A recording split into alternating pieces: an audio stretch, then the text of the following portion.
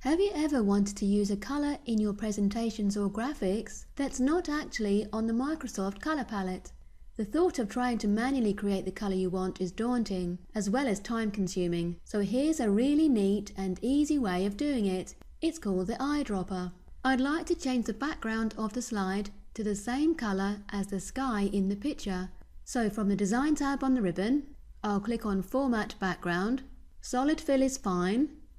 Then click on Color and choose Eyedropper.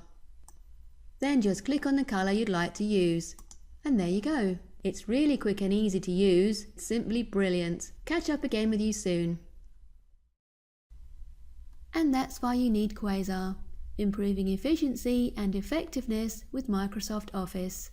For more information, call us now on 08458 626265 or visit www.quasar.co.uk.